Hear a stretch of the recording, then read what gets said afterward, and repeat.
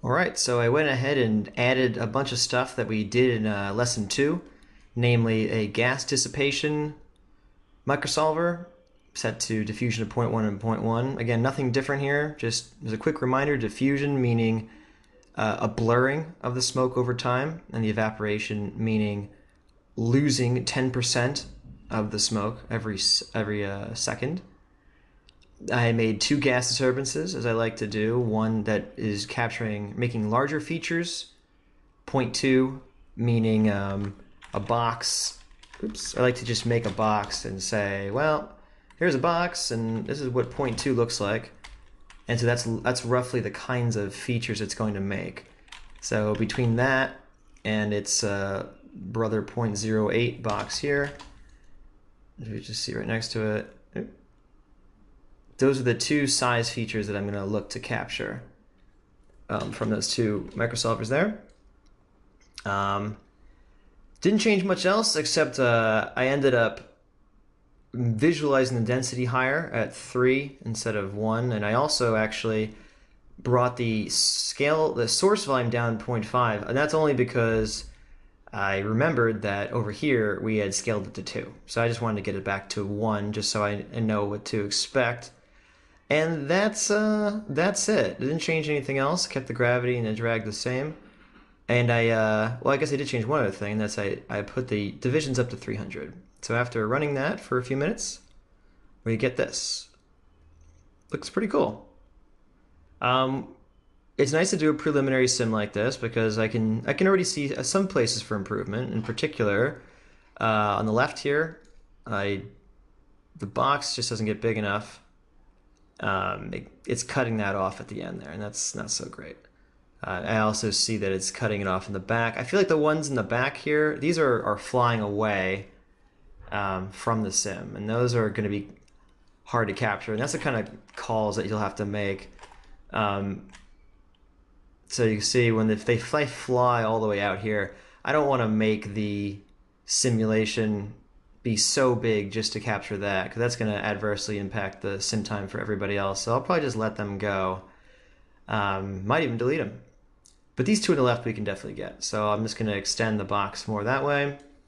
Also, the gravity here is good. It's probably a little too strong. It's like really just falling like a bunch of dirt. It's not wrong, and I do want this like roiling front edge here. So I'm just going to take it down by maybe a half. So get the box bigger there, maybe go a half there. I also might just scale down the disturbance towards the end. I'll just ramp it down. Instead of just relying on the velocity of we had the velocity in the second lesson drive how much disturbance it's doing. I have that off right now. I'm just going to art direct it and just say, you know what? It's really important here when it's first breaking up, and then maybe around here, I'm going to start to ramp it down from 35. Cool. And what else do I want to do? I'll probably also throw in a little bit of turbulence and just have it be really light amount of turbulence, just to kind of approximate some slight wind. And you'll remember, I'm going to actually turn this back on for this. When dealing with the turbulence, you can actually visualize it. And I'll put this back to 150 for a second here. This is a visualized turbulence guy on here, and you can see it there with the blue lines. It's kind of getting overtaken by our density visualization here. There it is. Those are probably too small for what I'm envisioning, so I'm just going to make the swirl size be that much bigger. Let's see what we get. Something like that. Maybe even bigger, actually. I just want some gentle, very gentle wind pushing it around, like very, very large air currents. Not moving it much, so very gentle, but very large things. The actual breakup will be done by the disturbances, as usual. So that's pretty good. All right, and like I said, I'm just going to pull this out to the side. Over there. something like that. And maybe I will go back a little bit to try to get those pieces just a little bit. Let's see, anything else we want to do on this? It looks pretty good. Oh, we wanted to bring the gravity down. That's right. So I'm going to get the gravity, put it to -4. So we're still definitely going to see it. It just won't be feel quite as heavy as this does. Great. And also when we're doing a longer sim, if you have time, it's always a good idea to give this an extra sub-step, because the complexity of the motion will you'll feel it. It's hard to define, but as I tried to explain in the second lesson, you'll see tighter curls, you'll see better sourcing, and you'll feel more complex changes from frame to frame, rather than, because it's literally getting more chances to do complicated behavior, and as you compound that with more sub-steps, it'll just look better and better. So we'll just do 2 for now, and I'm going to run this, and we'll review it one more time, and then we'll actually go render it. All right, just checking in with the latest. So this is with all the settings we just talked about applied. We can clearly see that the turbulence is too strong.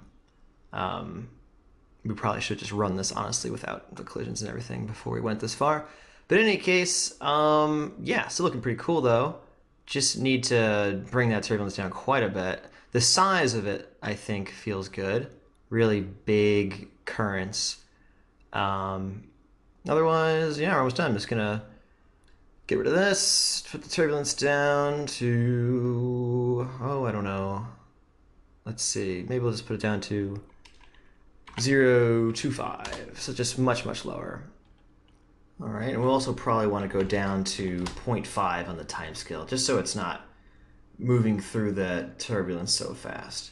So as we think about moving up to 600 voxels, we'll probably also want to create some really small size details also with this gas disturbance. So let's make another one of these that's, let's say, 4 times as small.